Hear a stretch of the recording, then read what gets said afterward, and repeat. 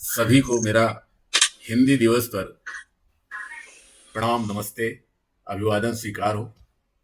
नमस्कार। जैसे कि हम लोग भली भांति जानते हैं कि आज का दिन 14 सितंबर हिंदी दिवस के रूप में जाना जाता है। हिंदी दिवस हिंदी हिंदुस्तान की राजभाषा शुरू से रही है। इसे आधिकारिक रूप से मान्यता मिली संविधान के अनुसार 14 सितंबर 1949 पे। उसके पहले से ही इसकी उपादेयता, इसकी उपयोगिता, इसकी उत्पादकता हिंदुस्तानी के रग रग में व्याप्त है। हर हिंदुस्तानी एक दूसरे से किसी न किसी भाषा में जुड़ता है, लेकिन हिंदी ऐसी मातृभाषा है हम सबकी जो सबको एक सूत्र में पिरोती है। और आज हमारे बीच, हमारे साथ, हमारी मित्र, हिंदी की जानी मानी विद्वान, जिनकी शोहरत, जिनकी प्रसिद्धि धीरे धीरे उत्तर भारत ही नहीं सारे भारत में और विदेशों में धीरे धीरे फैलती जा रही है, विख्यात हो रही है, डॉक्टर आशा रानी जी, जो हमें गर्व है कि हमारे विश्वविद्यालय में आप प्राध्यापिका हैं, आचार्य हैं। आपके संक्षिप्त परिचय के लिए हमारे बीच हमारी संस्था, जिसके तहत हम ये करते हैं, प्रगत मित्र पर्यावरण समिति, जो जबलपुर की संस्था है और इसके हम लोग संस्थापक भी हैं। मैं भी उनमें से एक फाउंडर मेंबर हूँ।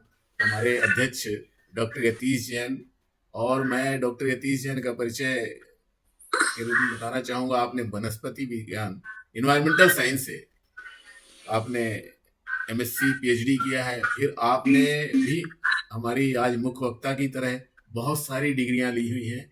आपने कई विषयों में रानी दुर्गावती विश्वविद्यालय में टॉप किया है, प्रथम श्रेणी में कई परीक्षाएं पास की है।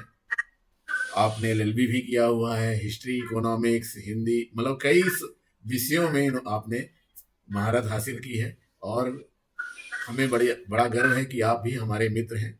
हम लोग काफी दिनों से एक दूसरे के मित्र हैं। तो मैं अपने अध्यक्ष डॉक्टर यतीश जैन से निवेदन करूंगा कि आप आज के मुख्य वक्ता डॉक्टर आशा रानी जी के बारे में थोड़ा सा संक्षिप्त परिचय दें। डॉक्टर यतीश आपका बहुत बहुत आभार, बहुत धन्यवाद। आप हमेशा एक एक नए नए विषय लेकर हम लोगों को जागृत करते रहते हैं और बुलाते हैं, ये आपका बड़प्पन है। आप दिल्ली में रहकर पूरे देश भर के लोगों को सदैव जोड़ते रहते हैं, और आज हिंदी दिवस में जो हम सबकी संपर्क भाषा है, इसमें आपने मुझे अवसर दिया, उसके लिए मैं आभार देता हूँ। और एक महान हस्ती जिसको आपने अभी बुलाया, जो कि न केवल इंदिरा गांधी मुक्त विश्वविद्यालय में काउंसलर है, बल्कि हिंदी एवं भाषा विज्ञान विभाग में रानी दुर्गावती विश्वविद्यालय में प्राध्यापक के पद पर अभी वर्तमान में कार्यशील है। आपके बारे में ऐसा कोई शख्स नहीं है जो जबलपुर में आपको जानता नहीं है, लेकिन औपचारिक मैं आपको बताना चाहूंगा कि आपने MSc जूलॉजी से के साथ फिर हिंदी में MA किया है, और साथ ही आपने PGDCA, LLB, PhD, DLIT की उपाधि प्राप्त की है। भारतीय भाषा के चिंतन की सैद्धांतिक भूमिया, इस पर आपका DLIT का शोध प्रबंध है। साथ ही आपकी ढेर सारी पुस्तकें हैं, जिसमें 8 मुख्य पुस्तकों में अनुसंकल्प, कुछ मन की, ये तो कहना ही था, लीगल हिंदी, हिंदी की बोलियों में बोधगम्यता, हिंदी भाषा और भाषीय संरचना, वर्तमान में साहित्य की चुनौतियां, इस तरह की पुस्तक लेखन आपका है। आपको अनेक पुरस्कार मिले हैं, अनेक संस्थाओं ने आपको सम्मानित किया है। कुछ के मैं नाम आपके सामने लेना चाहता हूँ, जैसे प्रेमचंद सृजन पीठ उज्जैन से। इतना आशीर्वाद मिले यही काफी है। नहीं मैडम, हम लोगों के लिए बहुत ही गौरव की बात है। आपको अनेक जो पुरस्कार मिले हैं, हम सबको गौरवान्वित करते हैं। पाथेय सम्मान, काव्य शिरोमणि अलंकरण, सावित्रीबाई फुले सम्मान, साथ ही आपकी रेडियो वार्ताएं भी नियमित आती रहती हैं।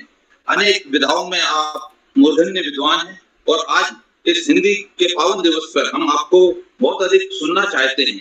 ये हिंदी सिर्फ संपर्क की भाषा ही नहीं है, ये हमारी दिल की, हमारी मातृभाषा भी है। और हम किसी भी प्रदेश में पहुंच जाएं, हिंदी सदैव से संपर्क भाषा रही है और आगे भी रहेगी। कितना ही विदेशी भाषाओं का आ जाए, लेकिन जो मूल तत्व है, हमारे चिंतन का जो तत्व है, वो हिंदी ही है। मैं इन शब्दों के साथ बहुत ही आदर और विनय के साथ मैडम ने जो हम लोगों को समय दिया है और मुझे जो मौका दिया है उसके लिए बहुत बहुत आभार, धन्यवाद मित्र जी। बहुत बहुत धन्यवाद डॉक्टर यतीश, आपने काफ़ी सारी जानकारी मैडम के बारे में दी और ये तो हमारे लिए वाकई में गौरव का विषय है कि आज हमारे बीच ऐसी मूर्धन्य विद्वान उपस्थित है। जैसा कि हिंदी हमारी अभिव्यक्ति है, हिंदी हिंदी को मतलब एक कुछ परिभाषित करना, किसी शब्दों में बांधना, मतलब बहुत ही सूरज को दिए दिखाने वाली बात है। लेकिन फिर भी आज पूरा भारत हिंदी दिवस मना रहा है। इसकी क्या उपयोगिता है, हिंदी कितनी हिंदुस्तानी है, इस बारे में आज हम चर्चा करेंगे। तो मैं आप सभी की मदद से डॉक्टर आशा रानी जी से निवेदन करूंगा कि आप इस विषय में थोड़ा सा प्रकाश डालें कि हिंदी कितनी हिंदुस्तानी है, और बाकी हम बाद में इसमें सवाल जवाब करेंगे आपस में। तो डॉक्टर आशा रानी जी। नमस्कार, बहुत बहुत धन्यवाद जयसवाल जी। जो बात आपने अभी कही, हिंदी न कह के हिंदुस्तानी कही, पहली ये भाषा हिंदुस्तानी ही थी। तो सही मायने में बताऊं तो हिंदी कोई भाषा ही नहीं है। हिंदी जिसे हम कहते हैं वो शुद्ध कोई भाषा ही नहीं है। हिंदी में अंग्रेजी के भी शब्द हम प्रयोग करते हैं, अरबी, फारसी, तुर्की के भी प्रयोग करते हैं, तत्सम तद्भव की शब्दावली है। तो हिंदी नाम की अपनी कोई भाषा ही नहीं है। आप अगर जबलपुर में हैं तो आपने सुना होगा बघेली भी बोली जाती है, बुंदेली बोली जाती है, उसकी अपनी एक विशेषता है। आप रीवा की तरफ भी जाएंगे तो वहां आपकी बघेली ही है। छत्तीसगढ़ की तरफ बिलासपुर, रायपुर जाएंगे तो वहां छत्तीसगढ़ी कहलाती है। आप राजस्थान की तरफ जाएंगे तो वो राजस्थानी, जयपुरी, हड़ौती, मालवी कहलाती है। बिहार की तरफ गए तो भोजपुरी, बिहारी भाषा कहलाती है। तो हिंदी कहाँ है? और यही सबसे बड़ा दुर्भाग्य है। हम हिंदी हिंदी कहते हैं कि हम हिंदी प्रदेश के हैं, हिंदी क्षेत्र के हैं, पर हिंदी कहाँ बोलते हैं, किस रूप में हिंदी बोलते हैं? अगर राजकीय बात करें, जिस हिंदी का नामकरण किया गया है, मानक हिंदी किया है, उसको कहाँ कोई बोलता है?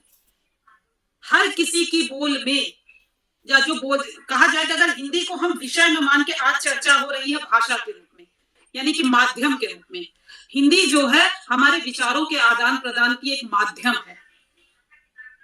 तो हम हिंदी कहाँ बोलते हैं?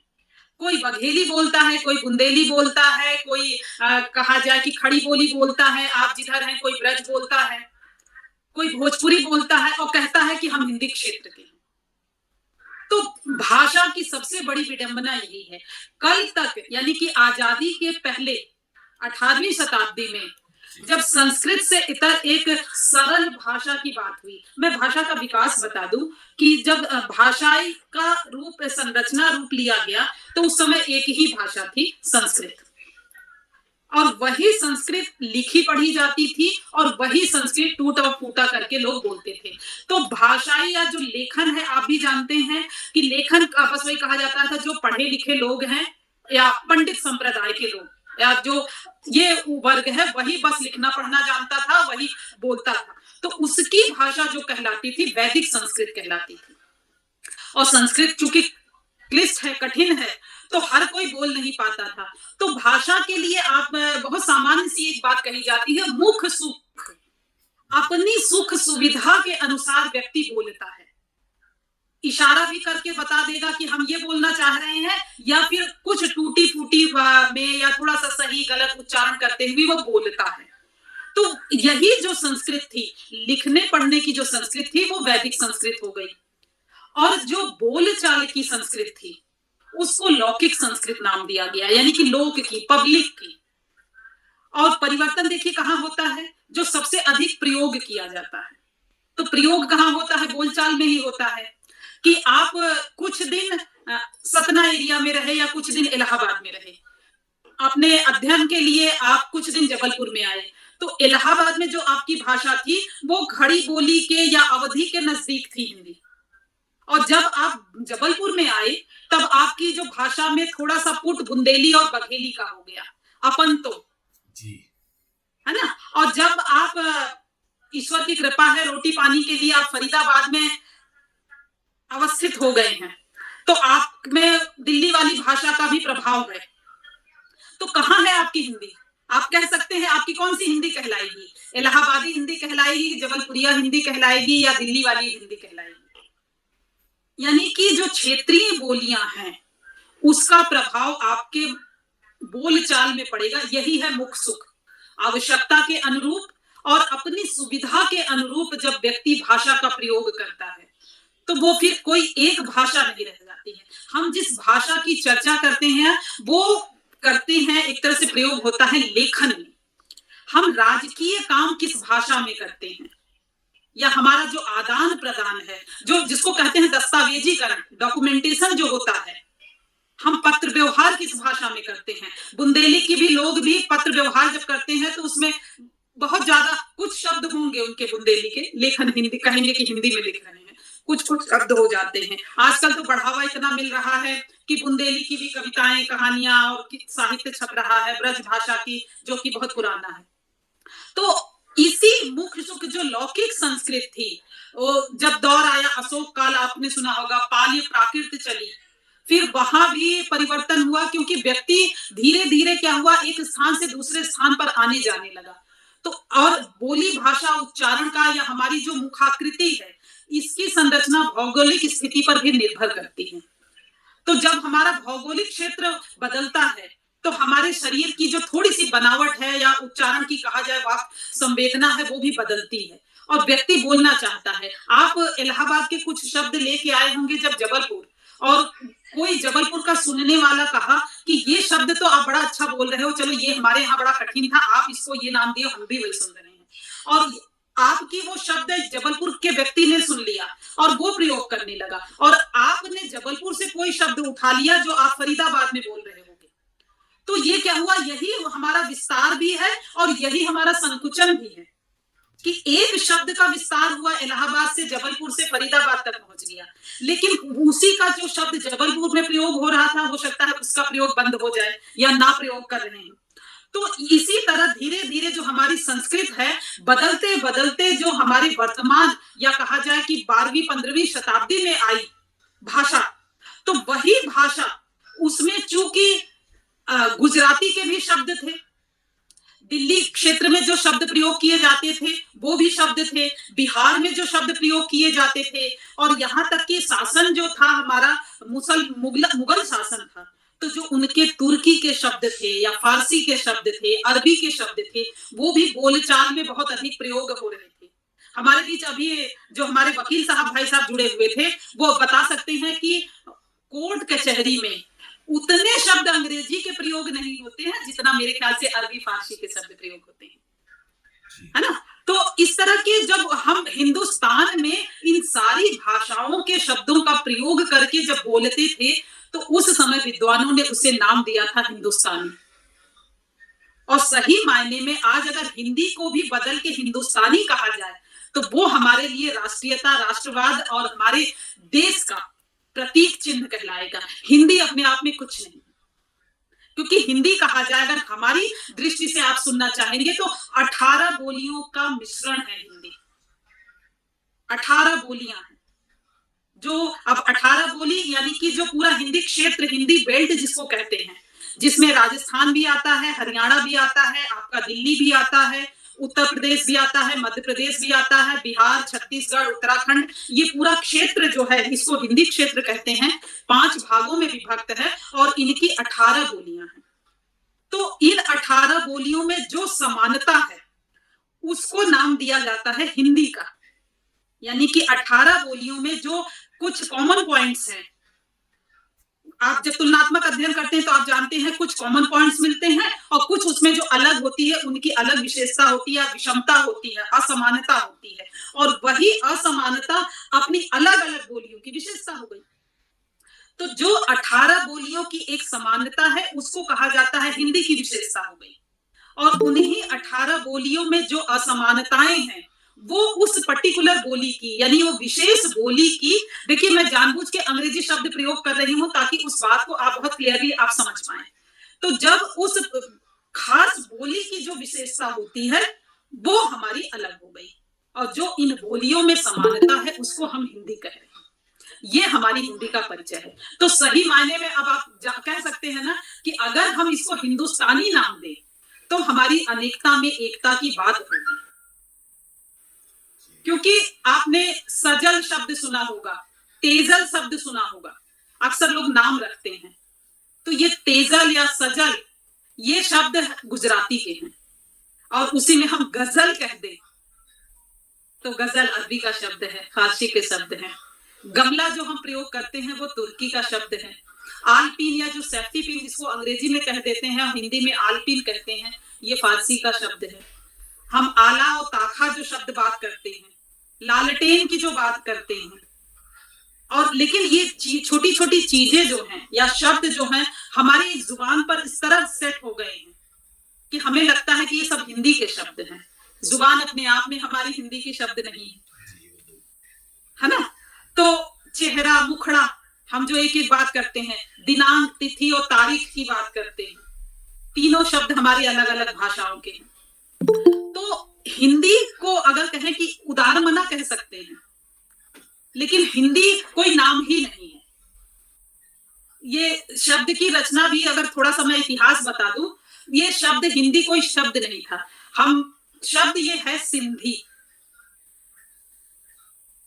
जब मुगलों का शासन था, ये हम 10वीं 11वीं शताब्दी की बात बता रहे हैं, जब मुगल हमारे तैमूर जब हमारे उत्तरी क्षेत्र से आए थे, अफगानिस्तान की तरफ से आए थे, तो वो हमारा सिंध प्रांत पड़ता है। तो वो सिंध को स उनका उच्चारण नहीं हो पाता था, वो स को ह का उच्चारण करते थे, और वही सिंध जो है हिंद हो गया। इससे वो सिंध की भाषा, वो हमारा जो देश है उस समय सिंध कहलाता था, सिंध प्रांत ही होता था ये पूरा इलाका।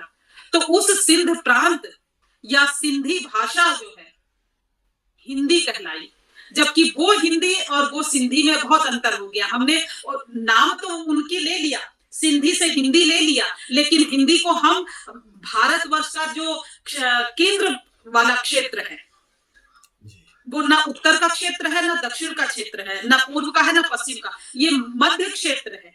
इस मध्य क्षेत्र को हमने हिंदी बेल्ट या हिंदी क्षेत्र कह दिया। तो आप ये देखिए, इतिहास को उठा के देखिए, भूगोल को उठा के देखिए, तो कितनी असमानताएं हैं। कहीं कोई बात का टैली नहीं हो रहा है।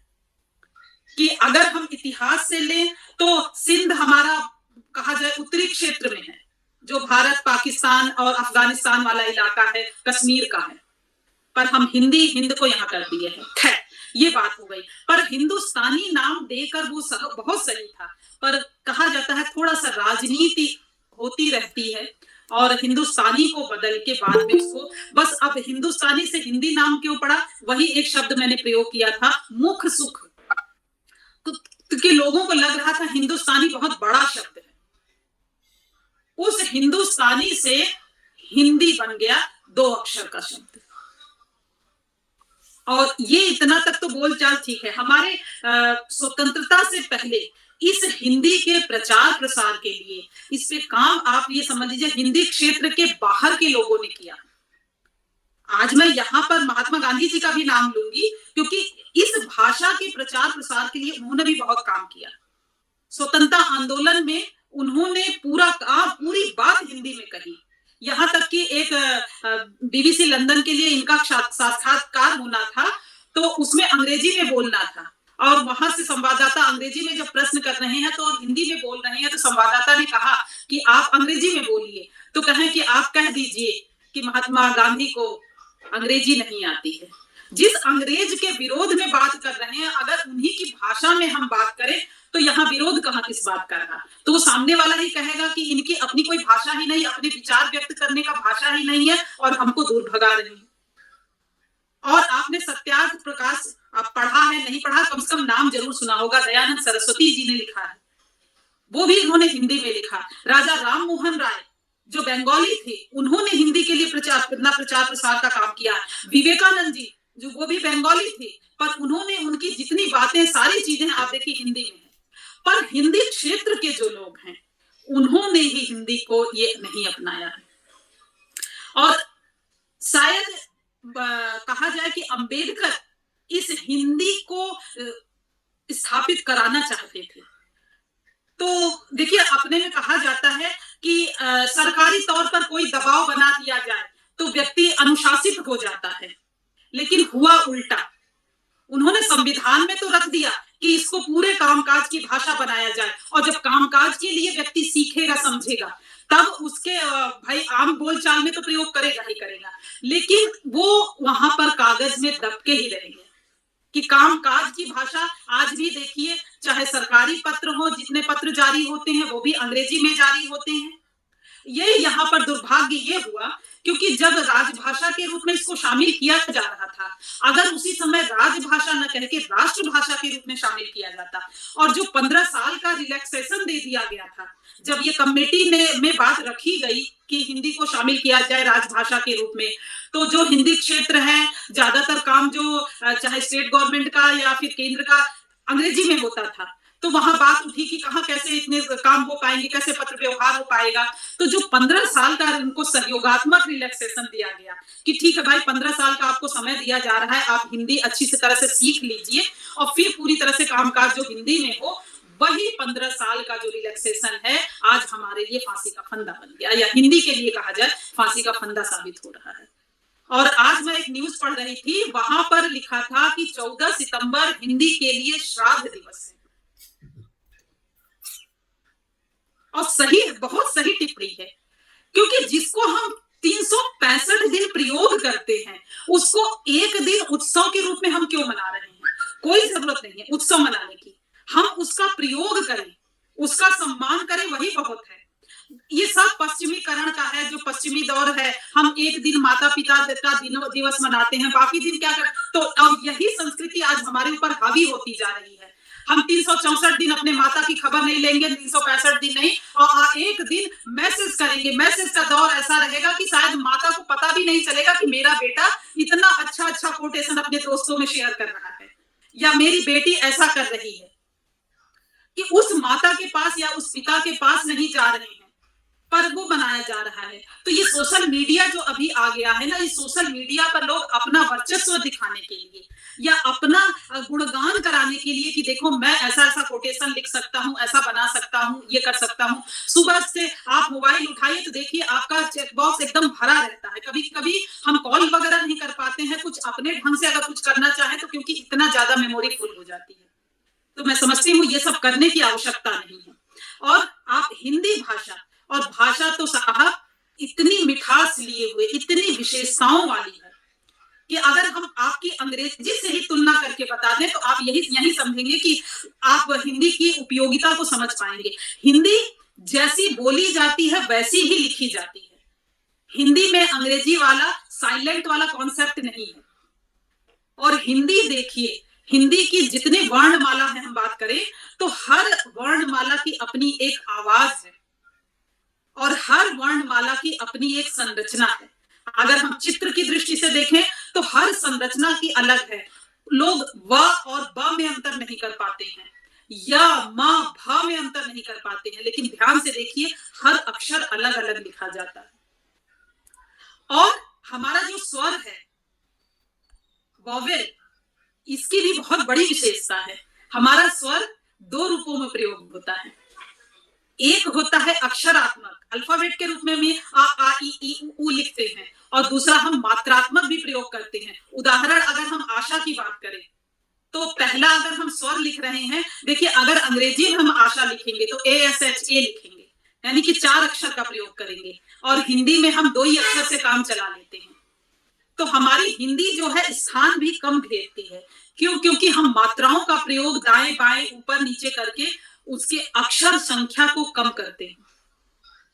और जो हिंदी के शब्द हैं, जब कई अक्षर मिलके शब्द बनाते हैं, पर हमारे कुछ ऐसे अक्षर ही हैं जो 2 अक्षरों 2 व्यंजन से मिलकर बने हुए हैं। एक बहुत अच्छा अक्षर है जिसे श्री लिखा जाता है, एक है क्ष, क्षत्रिय का क्ष, त्रिशूल का त्र, और एक आखिरी अक्षर है। मथुरेश जी आपसे पूछ रहे हैं अपनी वर्णमाला का आखिरी अक्षर ज्ञानी। ज्ञा। अब ज्ञा भी देखिए 2 अलग अलग व्यंजन से मिलकर बना हुआ है, पर बहुत कम लोग जानते हैं। उच्चारण के अनुसार तो बता देते हैं कि कुछ का कुछ। ज्ञ, मैं बताऊं, पता है आपको, मैं बताऊं? बताइए।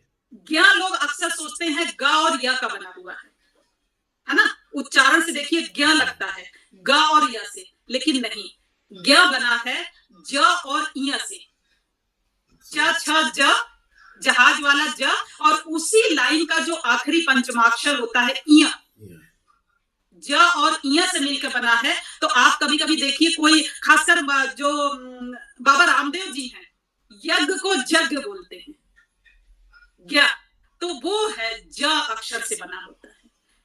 और आपको नहीं पता है, या बहुत सारे हिंदी क्षेत्र के हिंदी शोधार्थी को नहीं पता होता है, लेकिन जिस माध्यम से आज हम आपसे जुड़े हैं, आप हमसे जुड़े हैं, आप अगर हिंदी में टाइपिंग करते हो, मोबाइल शायद ही आपके पास जो है वो भारत का होगा, पर जहां से ये मोबाइल बन के आया है, उस कंपनी के लोगों ने हमारे हिंदी के व्याकरण को बहुत अच्छे से सीखा है, समझा है, तब इन बिल्ट फॉर्म में आपको फोंट दिया है आपके मोबाइल में।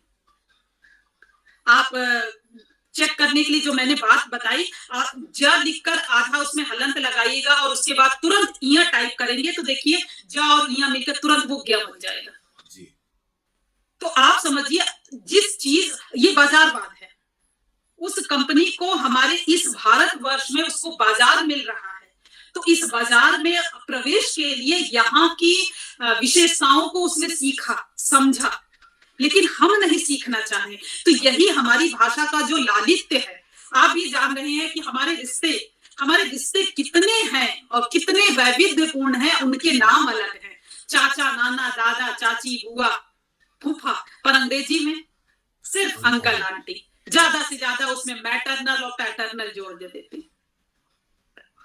कितना हमारी दादी के बीच में जो शब्द हैं जुड़ाव लाता है, ग्रैंड मदर, ग्रैंड फादर, वो संपर्क नहीं आ पाता है। चाची जी ने कहा, ग्रैंडफादर जी तो आप कहेंगे नहीं, है ना? तो भाषा जरूरी नहीं है हम पढ़ने लिखने से ही प्रयोग करें, हम अगर उसको बोल चाल में उस ढंग से प्रयोग करें, तो ये हमारी जो विशेषताएं हैं, अगर इन विशेषताओं को लेकर हम अपनी भाषा का प्रयोग करते हैं, तो हम ज्यादा, आज जो थोड़ा सा अंग्रेजी का, अब कहा जाए कि अभी 2-4-10 साल की बात करें तो हिंदी का भी प्रभाव हुआ है, लोग हिंदी माध्यम से पढ़ना शुरू किए हैं और प्रतियोगी परीक्षाओं में भी काफी आगे आ रहे हैं, अपना प्रदर्शन कर रहे हैं। पर फिर भी हमारे युवाओं को आगे आना चाहिए, और इनके लिए अधिकारियों को भी ये जरूरत है कि हम, या हमारी भी जिम्मेदारी है कि जब हम चाह रहे हैं कि मेडिकल की पढ़ाई हिंदी में हो, या MBA की पढ़ाई हिंदी में हो, इंजीनियरिंग अभियांत्रिकी की पढ़ाई हो, तो हम वो मैटर लाएं। और जब इसको अभियान के तहत लेना पड़ेगा, जब हम स्वतंत्रता जैसा कार्य कर सकते हैं, एक अभियान चलाकर, एक आंदोलन चलाकर, तो हर काम करने के लिए एक अभियान चला दे, एक आंदोलन चला दे, तो बहुत जल्दी ये काम पूरा हो सकता है और हम सही मायने में तभी स्वतंत्र हो पाएंगे। आज स्वतंत्रता की 75वीं वर्षगांठ मनाई जा रही है, पर हम मानसिक रूप से आज भी गुलाम बने हुए हैं, और भौतिक की गुलामी या स्वतंत्रता की बात ही नहीं, पहले भी हम हाथ पैर अपना चलाते थे और आज भी अपना चला रहे हैं। तो आज हमारे ऊपर कोई दूसरा हमें गुलाम नहीं बनाया है, हम स्वयं गुलाम बने हुए हैं, क्योंकि हम अपनी जो चीज है, वो वही कहावत है कि अब पास है जो बुरा लगे, दूर वाला खुदा लगे। बहुत बढ़िया। जो चीज हमें नहीं मिल पाती है वो हमारे लिए बड़ी कीमती होती है, उसके लिए उसको पाने के लिए, उसको चाहने के लिए, उसको सीखने के लिए हम कितना जद्दोजहद करते हैं। पर जो हमारे पास उपलब्ध है उसको हम उसकी कीमत नहीं समझते हैं। जो व्याकरण हिंदी में है वही अंग्रेजी में है। अंग्रेजी को आप देखिए, आप सिनोनिम्स, एंटोनिम्स सब जानते होंगे। अभी हिंदी में कहें कि क्या आप शब्द विलोम जानते हैं, पर्यायवाची जानते हैं, तो लोगों का बिल्कुल हवाइयां उड़ने लगती हैं। एक शब्द मैं बताऊं, कमल, आपने शब्द सुना होगा, कमल के पर्यायवाची होते हैं पंकज, जलज, नीरज। तो आप यहीं से अगर एक शब्द को भी सीखे होंगे, शब्द को अर्थ समझते होंगे, तो आप अगर नीरज का अर्थ पूछा जाए, अब रट लिए तो कह देंगे कि कमल, लेकिन नीरज का अर्थ नीर शब्द से बना है, क्योंकि हमारी जो वर्णमाला का हर अक्षर का अपना एक अर्थ है। जैसे यहाँ ज का अर्थ होता है जन्म लेना, और न का अर्थ तो आप जानते हैं, न यानी नहीं। व का मतलब होता है और या अथवा, वाह कहते नहीं है, ये वाह। तो एक अक्षरी जो शब्द है, तो हर अक्षर का अपना एक अर्थ है।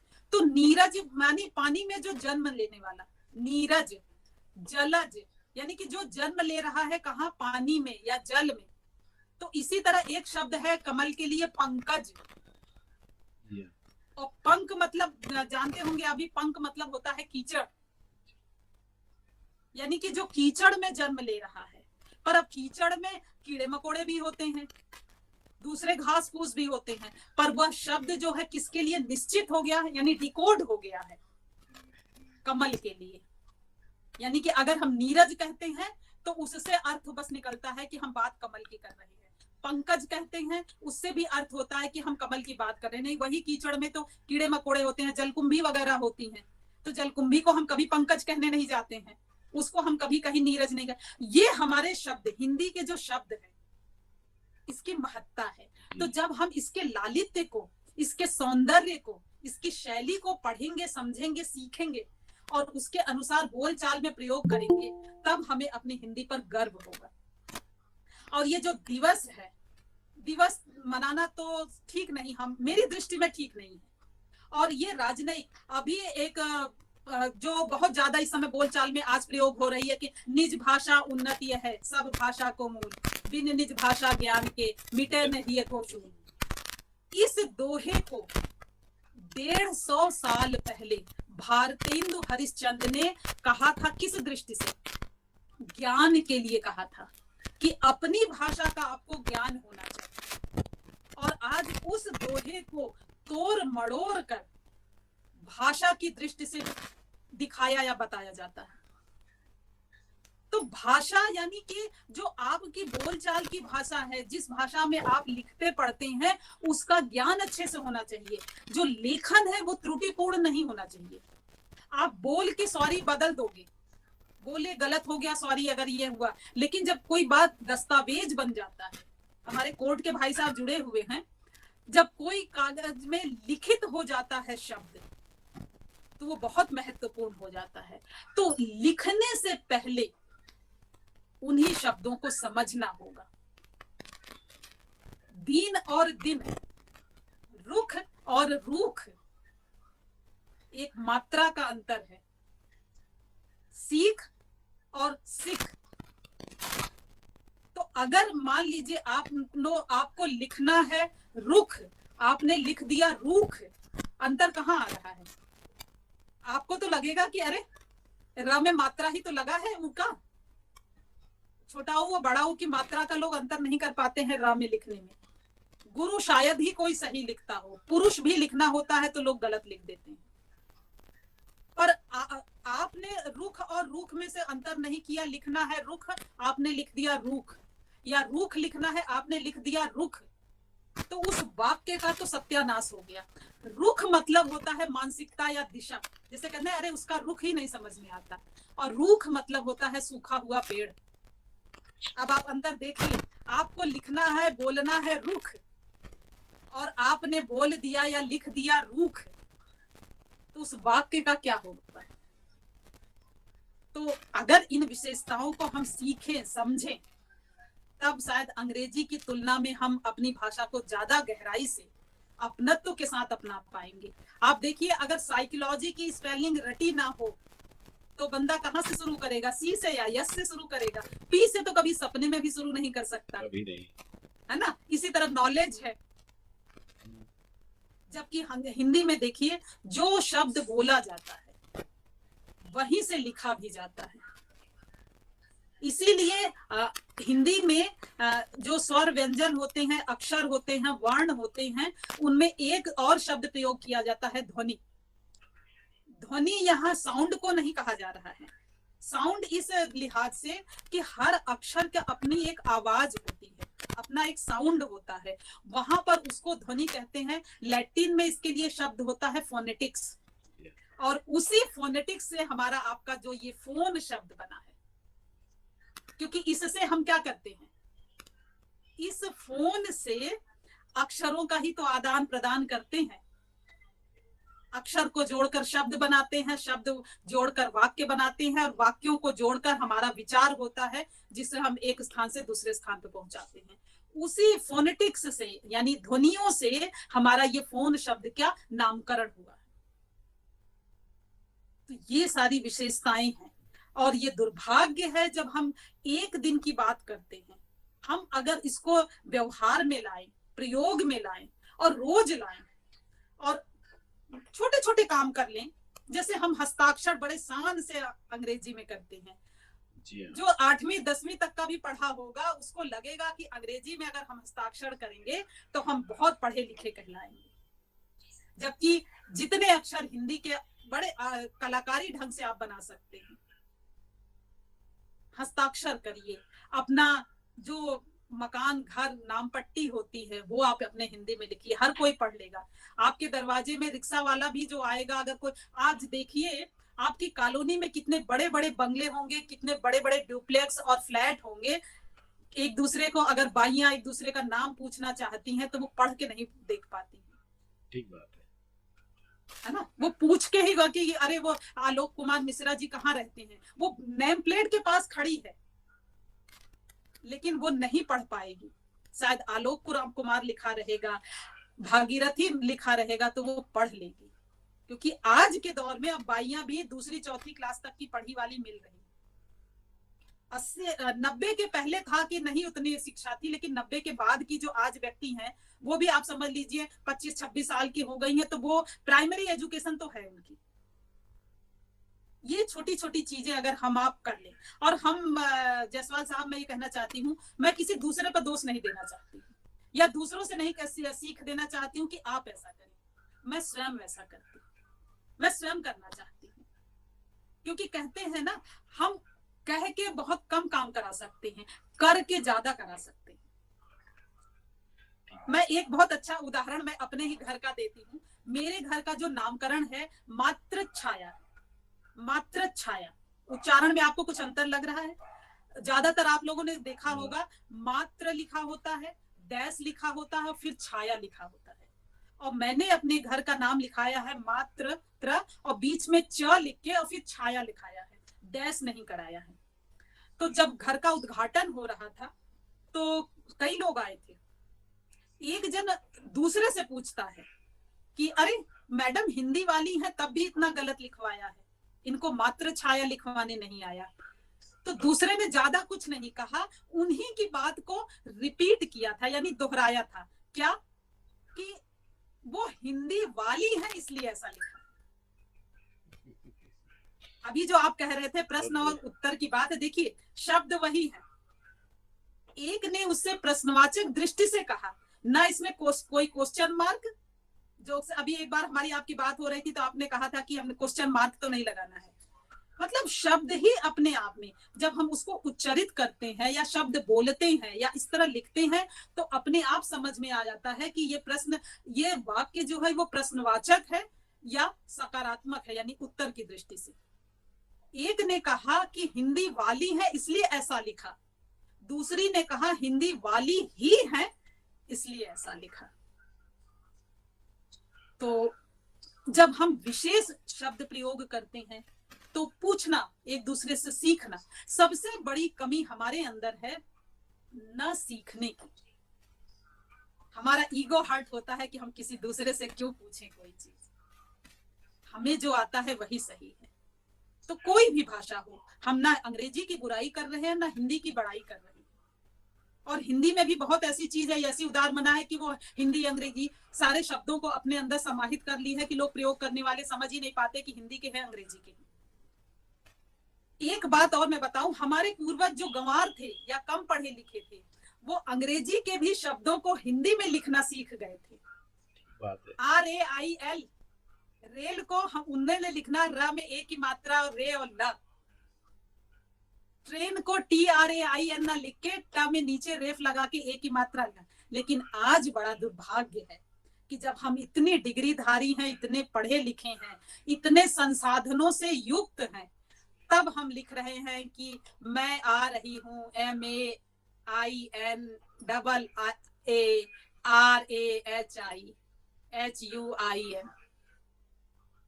ना ये हिंदी रह गई, वो व्यक्ति ना हिंदी का जानकार है ना अंग्रेजी का, ना अंग्रेजी में ही लिख पा रहा है कि आई एम कमिंग, और ना ये हिंदी में ही लिख पा रहा कि मैं आ रही। ये बड़ा दुर्भाग्यपूर्ण है किसी भी भाषा के लिए। ना वो रोमन लिपि को समझ पा रहा है, ना वो देवनागरी लिपि को समझ पा रहा है।